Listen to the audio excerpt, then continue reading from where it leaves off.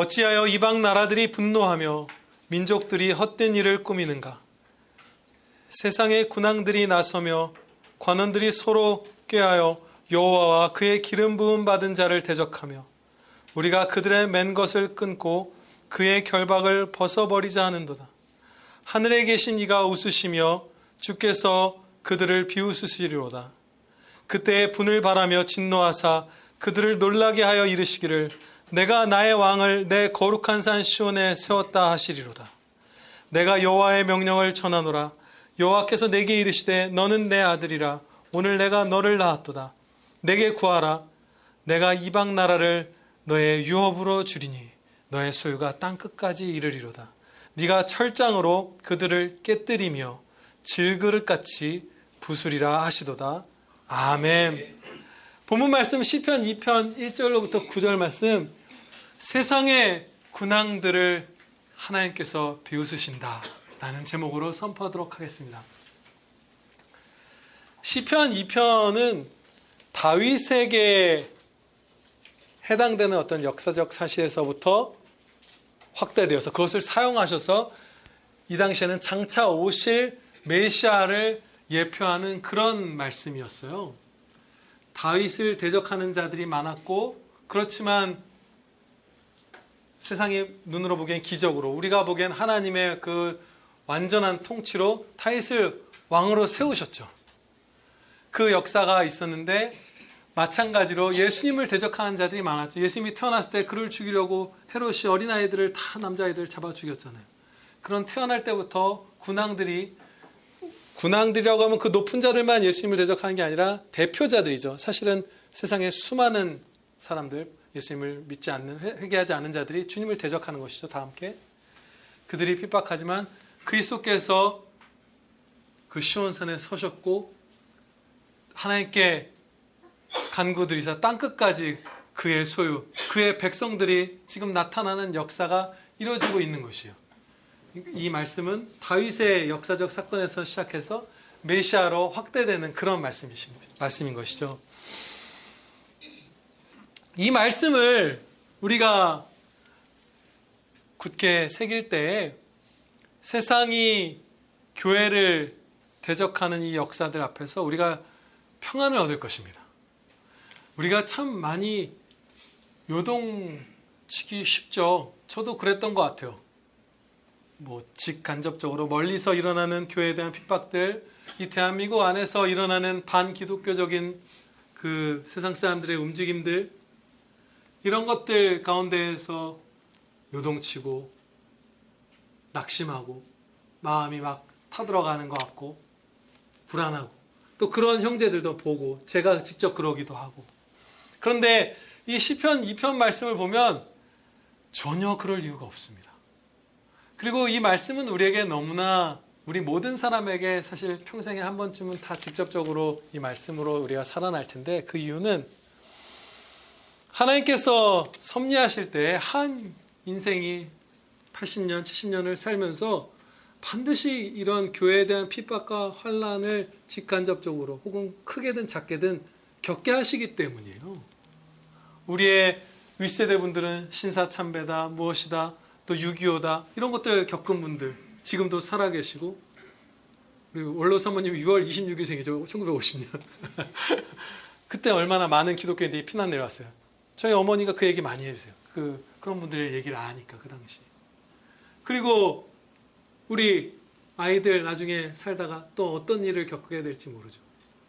예수님께서 다시 오시기 전에 나타날 징조들 가운데 땅끝까지 복음이 완전히 다 전해지는 그것 하나 빼고는, 적그리스도가 일어나고 거짓 선지자들이 나타나고 지진과 기근과 전쟁 소식이 들리고, 이 모든 것들은 그 전에 반복되는 것이에요. 성경 말씀을 보면 그것이 계속 반복되는 것이고, 유일하게 진짜 마지막에 나타나는 주님 오실 날의 징조는 땅끝까지 복음이 다 전파되는 것, 그거 하나뿐이고, 이 전쟁과 핍박과 기근과 이 소식들은 우리가 다 겪을 것입니다. 그때 요동치 않고 평안할 수 있어요. 우리는. 아멘입니다. 우리가 평안할 수 있는 이유는 세상의 왕들과 또 그들을 따르는 사람들이 대적하는 하나님이 하늘에 계신 창조주 하나님이시기 때문이에요. 그들의 공격이 닿지도 않습니다. 우리의 원수들의 발악이 하나님께 아예 닿지를 않아요. 아예 아무 상관이 없어요. 하나님께서 그들에게 생명을 주셔서 모여서 회의하는 거예요. 어떻게 하면 교회를 비박할까? 그냥 하늘에 계신 하나님, 닿지도 않고, 그리고 무한한 권능으로 하나님의 백성들에게 유익이 되는 방식으로 그들이 날뛰는 것을 제한하시고 그들의 악을 선으로 바꾸시면서 통치하고 계시는 것이죠. 그래서 이 하늘에 계신 하나님을 대적하는 것이 그들에게는 무익한 헛수고이고 우리에게는 전혀 염려할 것이 없는 것입니다. 하나님의 교회는 하나님께서 지키실 거예요. 아멘입니다. 우리가 안타까운 소식들을 듣죠. 많은 배교의 소식들 이런 거 듣죠. 그래도 사실은 염려할 것이 없는 게 하나님께서 하나님의 교회를 먹일 목사들을, 경건한 목사들을 여기저기 세우실 거예요. 지난 역사 가운데 항상 그래 하셨듯이 루터만큼 유명한 사람 아니더라도 종교개혁 시기에도 이름 모를 그러나 경건한 목사님들이 많았단 말이에요. 그런 분들 지금도 아산에도 있고 천안에도 있고 하나님께서 세우셔서 지키실 것이고 우리는 염려치 않고 더 사랑하면서 더 하나님께 영광 돌리는 삶을 살면 되는 것입니다. 이 세상 사람들이 대적하는 것이 3절에 나와 있어요. 우리가 그들의 맨 것을 끊고 그의 결박을 벗어버리자 하는도다. 하나님과 메시아 그리스도의 어떤 멍에 그 다스림 통치, 그 복된 통치를 벗어버리자. 그것을 파괴하고 우리가 신의 자리에 올라가자. 우리 마음대로 살자라고 하는 것이 세상 사람들의 목표죠. 그런데 너무 슬프고 너무 안타깝죠. 어리석은 거예요. 유대교 그리고 이제 예수님 오신 이후에 기독교, 유대교, 기독교 그 전통, 그 영향력 안에서 형성된 사회 말고 사람이 살만한 사회라는 것이 없어요. 모든 은혜들이 구약 성경, 신약 성경에서부터 우리에게 주어지는 것이잖아요. 백정이나 여자가 제외된 인권이 아니라 모든 사람에게 주어진 천부 인권. 이런 것들 성경에서 배워서 인류 가운데 뿌리내린 것이잖아요. 사유재산, 자유, 법치, 생명에 대한 존중, 낙태 이런 거 반대하는 것들, 그리고 법에 대한 정의로운 심판, 이런 세상에 살만하게 만드는 모든 것들이 성경에서 비롯되어서 유대교, 기독교 전통으로 사회가 한번 변혁이 일어난 곳에 그 흔적들이 남아서 그래도 살만한 나라다. 대한민국, 스위스, 미국, 영국 그렇게 되는 것이란 말이죠. 근데 그것을 벗어버리겠다고 하는 게 이 움직임이에요. 우리 나라 안에서도 다시 일어나고 있죠. 모든 병원, 학교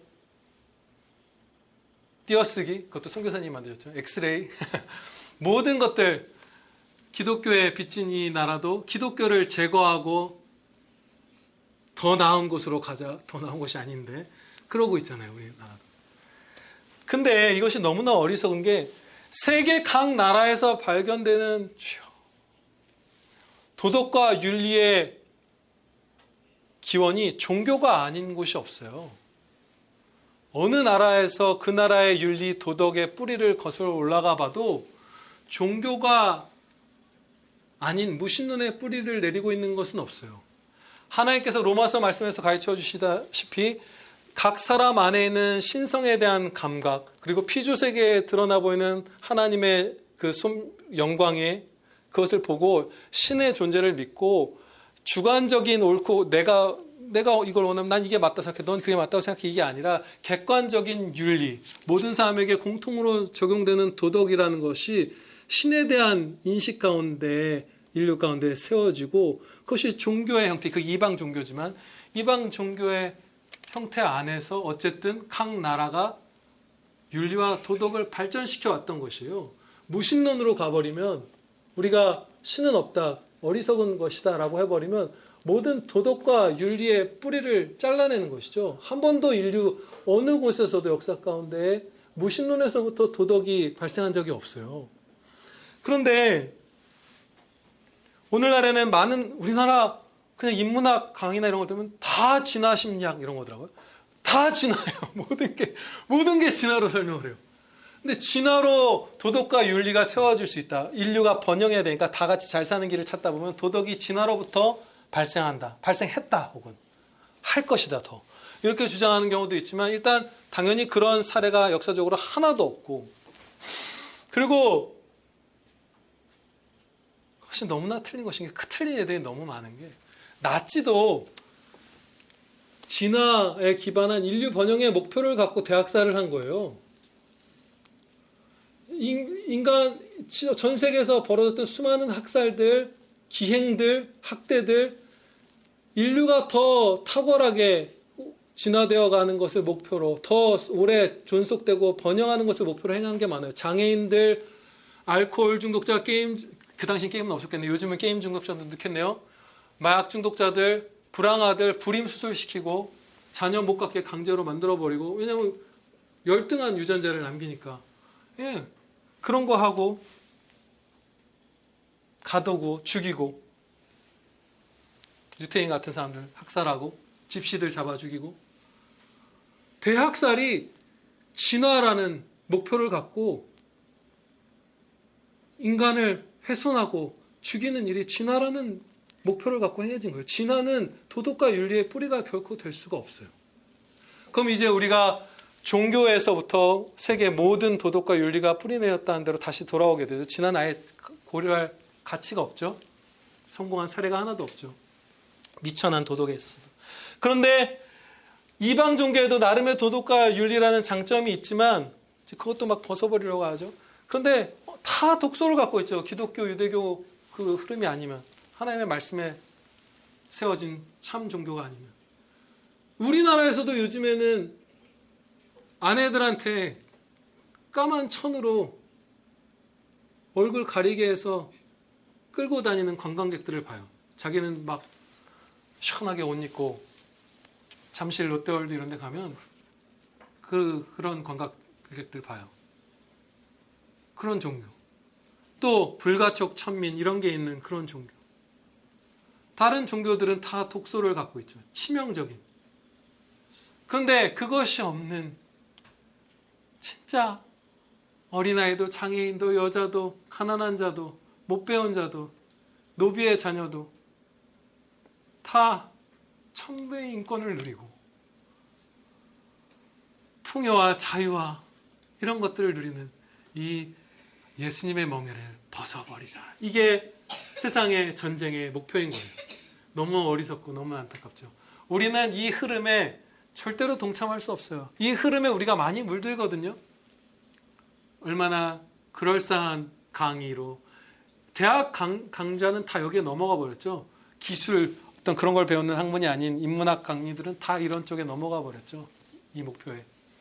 거기에서 저항하는 거예요. 우리 최학문 이사님도 그것을 학교 때 공부하면서 뼈저리게 느꼈던 것 공유해 주신 적이 있어요. 하나님을 대적하는 그 주류 학문의 흐름. 우리가 다 이 전쟁 중에 있는 것이에요. 그런데 그런 전쟁을 군왕들이 힘을 합쳐서 하죠. 그런데 하나님께서, 하늘에 계신 아버지께서 비웃으시는 일이라는 거예요. 아무것도 아니라는 거예요, 그것이. 그래서 우리에게는 평안과 담대함이 있는 거예요. 기쁨이 깨지지 않는 거예요. 1907년에 조선의 예루살렘이라고 불렸던 그 이후에 불리게 됐겠네요.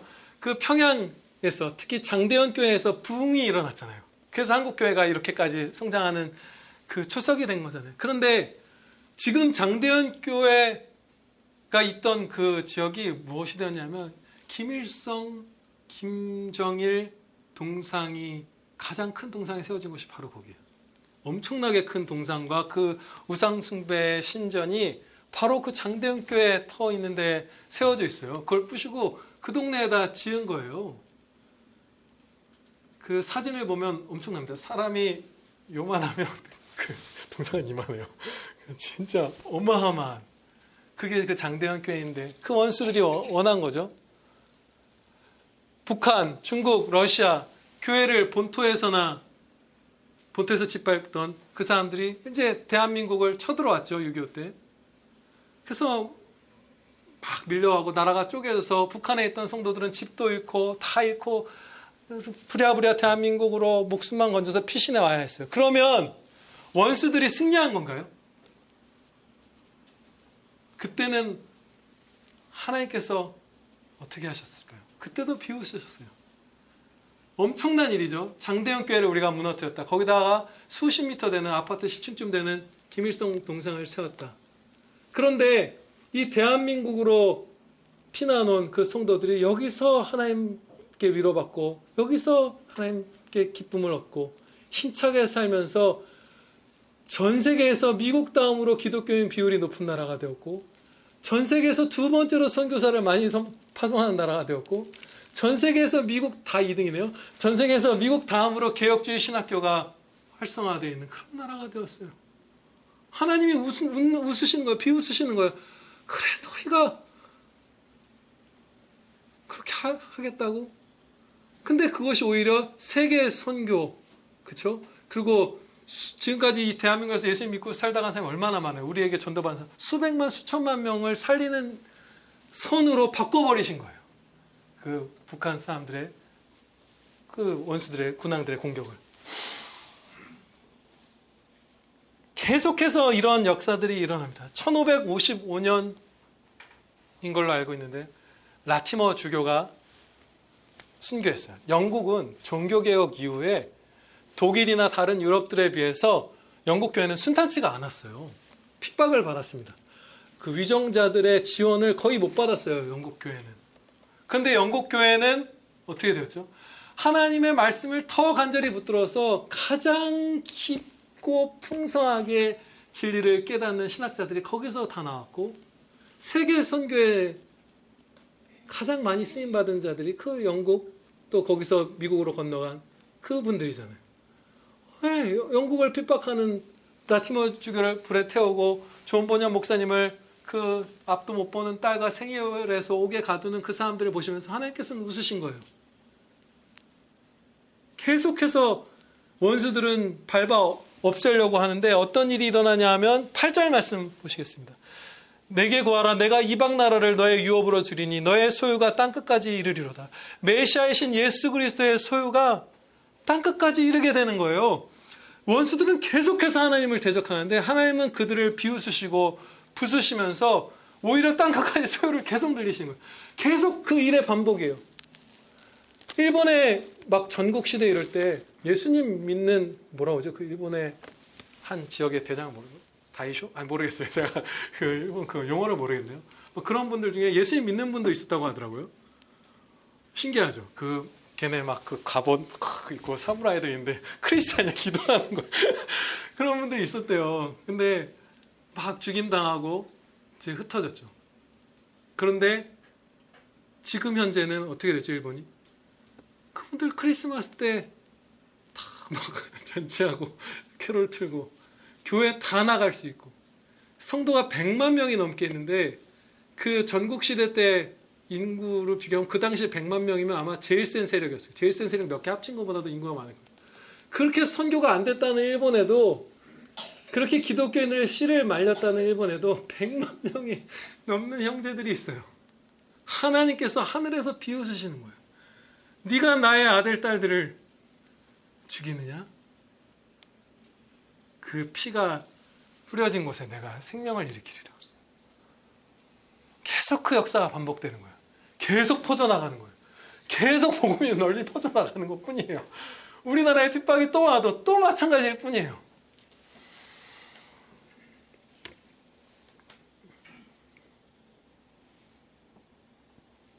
하나님께서는 9절 말씀을 보면 네가 그러니까 메시아이신 그리스도께서 철장이란 그 왕의 그 통치를 나타내는 그 막대기인데 철로 된 것. 여기서는 심판을 특히 강하게 상징하죠. 아주 징계 도구로 질그릇을 부수듯이 원수들을 그 군왕들과 그들을 따르는 백성들을 다 부셔버리실 것이라고 말씀하세요. 근데 진짜 다 부서지고 있죠. 우리를 장대현 교회를 밀어버린 중국, 러시아, 북한에서 그 공산주의 체제 안에서 자기들끼리 죽고 죽이면서 죽은 사람이 1억 명이 넘어요. 산산조각을 내시는 거예요. 다 죽는 거예요. 진짜로 그거 했다 다 죽는 거예요. 나치가 집사 제도를 없애려고 했던 거 아시나요? 그 집사들이 너무 신실하게 사역하면서 사회를 좋게 기독교적으로 바꾸니까 집사 뽑지 말라고 했었어요. 그러다가 막 저항이 거세서 막 포기하고 막 이랬었거든요. 그 나치들 다 어떻게 됐죠? 부역자들. 산산조각이 나버렸잖아요. 그거예요. 하나님께서는 정말로 역사 가운데 교회를 핍박했던 자들을, 그 세력들을, 그 군왕으로부터 가장 마지막에 있는 작은 백성까지, 그 원수까지 다 박살을 내버리세요. 초기에 로마의 10대 박해 이럴 때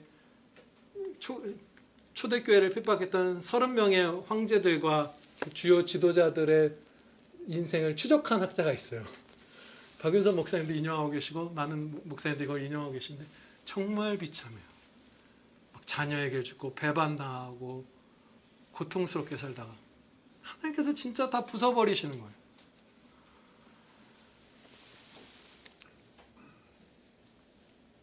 그리고서 어떤 역사를 이루시냐면 땅끝까지 소유가 계속해서 늘어나게 하시는 것이죠. 생명의 역사를 이루시는 것이죠.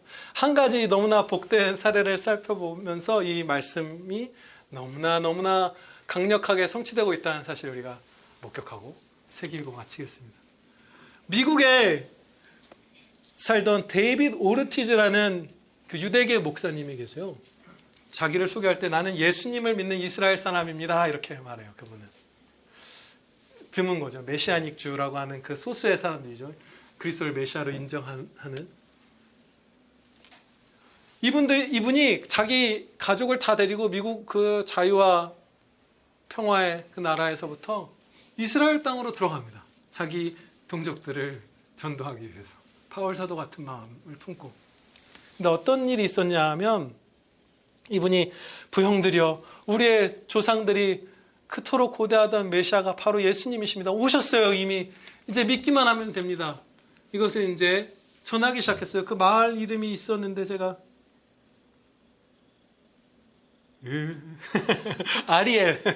아리엘이라는 마을인 것 같아요. 그분이 자리 잡은 게.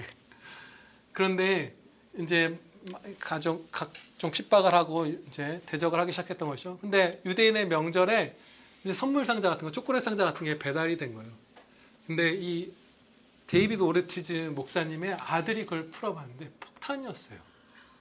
그래서 그 장면을 목격하고 기록한 것이 있어요. 얼굴은 금방이라도 터질 듯 부어 있었고 온몸은 화상으로 검게 그을려 있었다. 눈알이 밖으로 튀어나와 있었고 그 눈동자에는 작은 유리 파편이 많이 박혀 있었다. 가슴 부위는 이미 살점이 다 떨어져 나가서 폐가 그대로 눈에 보였고 목에서는 시뻘건 피가 콸콸 흘러내리고 있었다. 아미 오르티즈라는 형제예요. 살았어요. 이후에 엄청난 장애를 가졌겠죠. 근데 이 아버지 데이비드 오르티즈 목사님이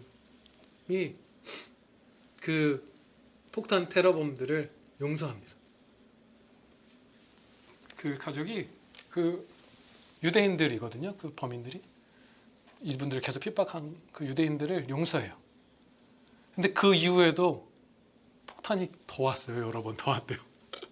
그런데 이제는 그때마다 매스컴에서 취재를 하고 그래서 오히려 그 극단적인 유대인들이 수치를 당하게 하셨고 좀 온건한 사람들은 이 가족이 원수들을 용서하고 계속해서 그리스도의 복음을 사랑으로 전하는 것을 보면서 이제 당신이 이겼다고 예수님을 안 믿더라도 당신이 승리한 거라고 이 전쟁에서는 그렇게 말해줄 정도예요. 그리고 그 아리엘이라는 마을에는 처음에 이 목사님이 왔을 때 4명의 예수님을 믿는 유대인들이 있었는데 이제 50명이 넘는데요.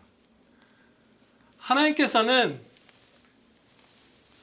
지극히 높고 거룩한 하늘에 계시면서 그 무한한 사랑과 무한한 지혜와 무한한 권능으로 우리를 통치하세요. 그러면서 우리에게 예수 그리스도의 사랑을 주시고 예수님의 소유를 늘려가시는 우리의 형제들이 늘어가는 그 복된 일에 우리를 계속해서 써주십니다. 그래서 우리는 앞으로 저와 여러분 언제까지 이 땅에 살지 모르지만 우리 아이들 어마어마한 원수들의 핍박이 여러분을 공격한다 할지라도 전능하신 하나님 신뢰하면서 그 승리 만끽하시며 찬양 드리시기를 주 예수 그리스도의 이름으로 축원합니다. 기도드리시겠습니다. 아버지 하나님 감사합니다. 아버지 이 무한하신 은혜의 섭리, 권능의 섭리, 지혜로운 섭리, 지극히 높으신 하나님의 이 섭리를 저희가 보옵나이다. 아버지 홀로 영광 받으시옵소서. 저희가 어떠한 원수들이 강한 세상의 군왕들이 모여서 저희를 핍박하고 주님을 대적하는 것을 볼지라도 염려치 않고 마음이 강팍해지지 않고 타들어가지 않고 낙심하지 않고 오히려 그 모든 핍박이 하나님의 손아귀에 있고 그것을 손으로 바꿔주실 것을 확신하면서 주님의 영광된 나라가 그 확장될 것을 고대하고 또 목격하는 복된 아들, 딸들 다 되게 하여 주시옵소서. 충성하며 저희도 그 환난 가운데 복음을 전하였던 우리의 선배님들처럼 우리도 사랑하며 원수에게도 십자가 복음을 전하는 사랑하는 복된 아들, 딸들 되게 하여 주시옵소서. 우리 구주 예수 그리스도 이름으로 긍휼히 여겨 주시기를 비우며 간절히 기도하렵나이다. 아멘.